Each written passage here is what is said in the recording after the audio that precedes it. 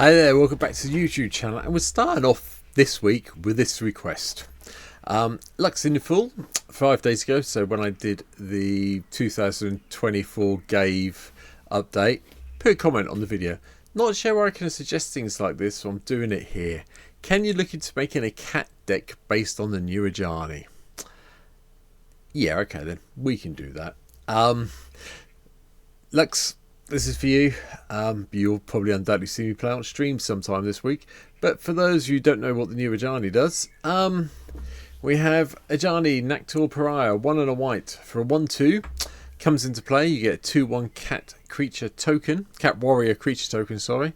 And whenever one or more other cats you control die, you may exile Ajani, then return him to the battlefield, transform under his owner's control.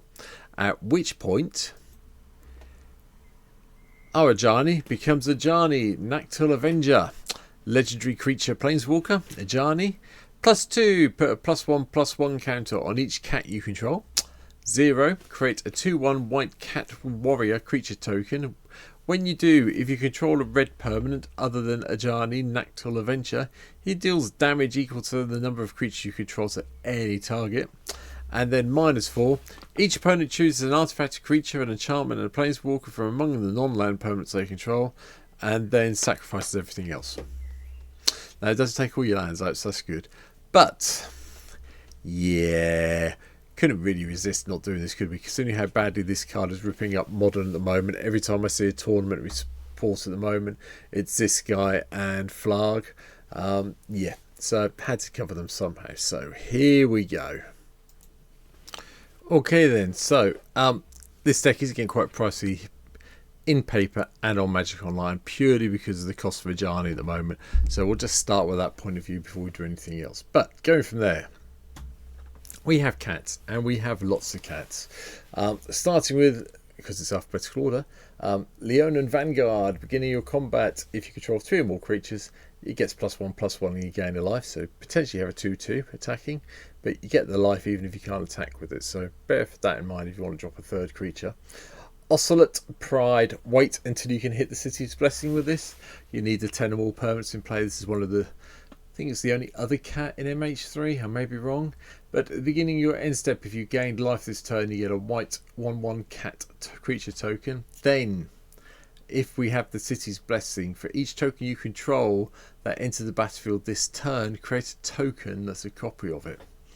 That does become important, you know, especially if you manage to gain some life and you've managed to flip into the Planeswalker version of our new Ajani and you're getting a cat every turn, or you know, even if you've just cast Ajani and you're getting a cat every turn.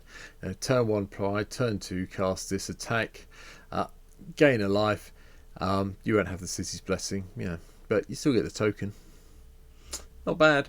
I have to have Sacred Cat in. We like the embalmability of it. That's 1/1 with lifelink, so it gives us more lifelink. The original cat, Savannah Lions, is here, so yeah. I picked the M25 version because I love the artwork of the male and the female. It's great. Going up to 2-drop land, Ajani's Pride Mate makes an appearance. Gain the life, make it bigger. Yep, we've got a few things that lets gain life so far, so okay. Ajani's Sunstriker, 2/2 for 2 white with lifelink. Yeah, not a cat. I'm very aware Dockside Extortionist is not a cat, it's a goblin pirate. However, in this deck, you need the extra mana. So, yeah, sorry, you'll have to suck it up with this one, everybody. Apologies. Felidar comes here to take out those annoying enchantments. Leonin Lightscribe.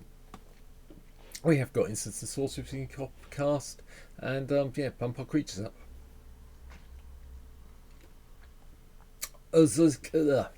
Ozerkos Explorer. I hope I've murdered that enough for everybody. Enter the battlefield, search your library for X playing cards for X number of players who control more lands than you. Reveal those cards and put them in your hand, then shuffle your library. Great later in the game if you just want to thin your deck out if you're behind on land.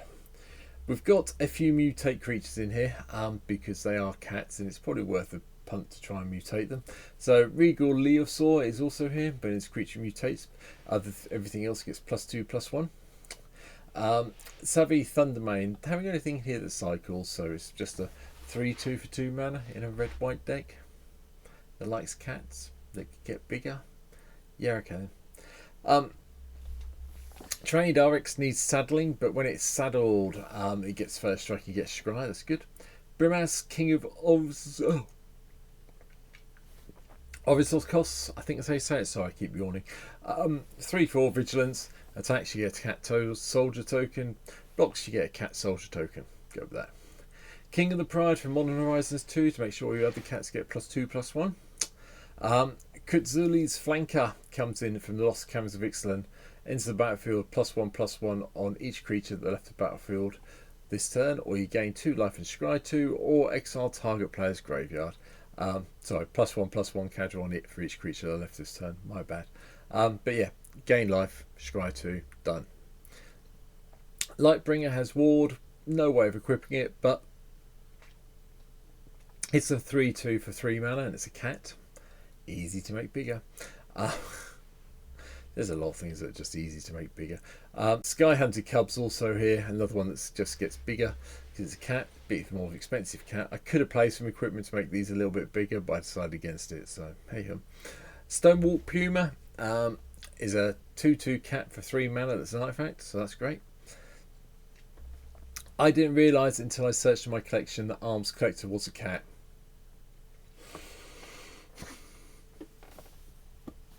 So, flash it in. If an opponent would draw 2 or more cards, instead you and that player each draw a card. Okay. Cub Warden for the mutate ability to get some more cat tokens with lifelink. Healer of the Pride just lets us gain a lot of life for the amount of creatures we have entering the battlefield under our control. Hunt Master Liga. The final one of the mutate creatures, if I remember. Whenever this creature mutates, other creatures you control get +X/+X until the end of time, where X is the number of times this card this number of times this creature's mutated.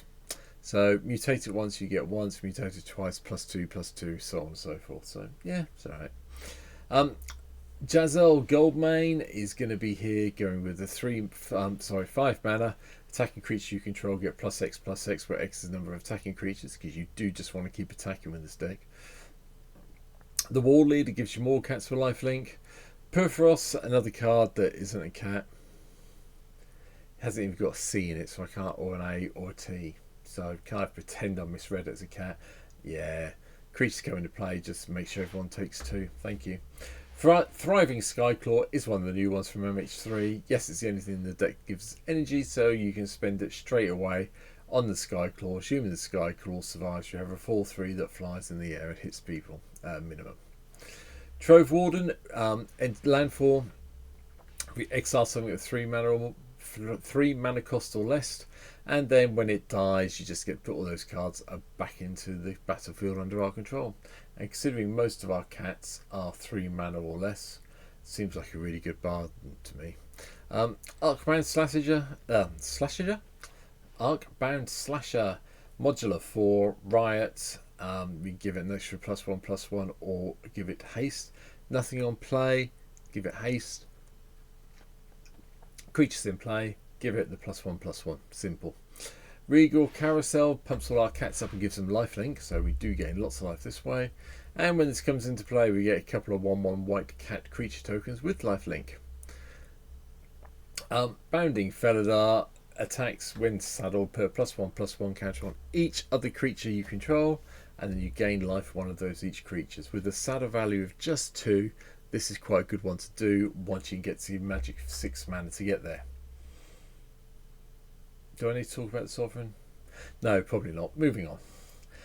I had a bit of fun. I did play all the Ajanis, so we got the Core of the Pride, Goldmane, Steadfast, Adversary of Tyrants, Strength of the Pride, Wise Counsellor, and the Aspiring Leader. They're all here. They're all white. Yeah.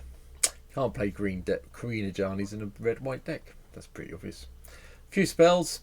Condemn, Lightning Bolt, Path to Exile, Jessica's Will, Control, Control, Control, Control, Card Draw and Mana, Win the Game, Control the Board, Control the Board, Control the Board. There we go.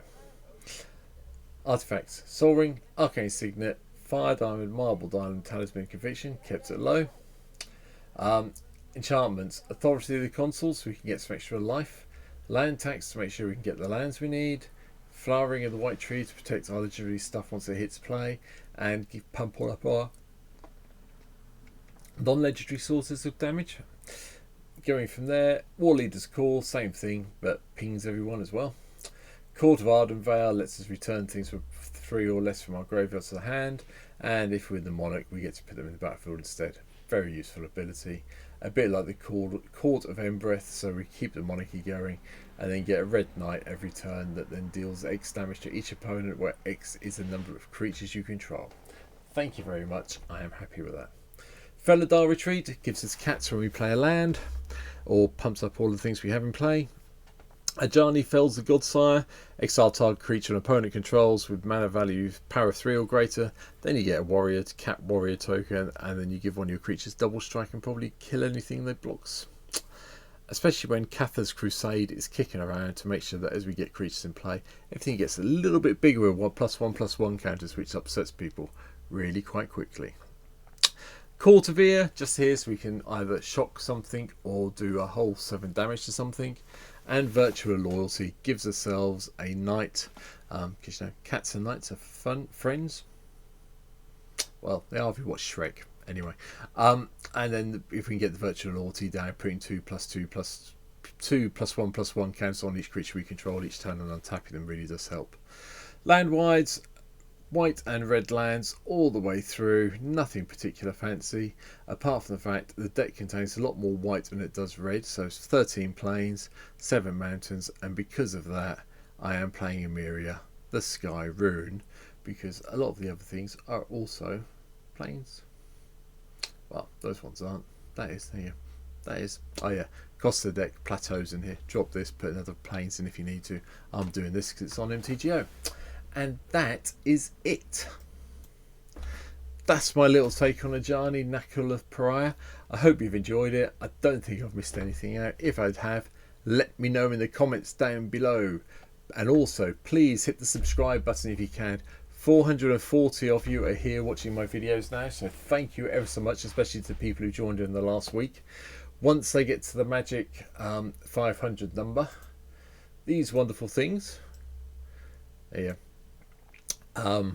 My background on my screen are also going to be the playmats that I will eventually be able to sell via the YouTube channel, but I just need to get to 500. So if you could help out and help me get there a little bit quicker so I can keep the videos and the stream and all the rest of it going, I'd really appreciate it. But for now, that's it. I'm back. I'm done. I'll be back tomorrow and I will see you then. Take care. Bye.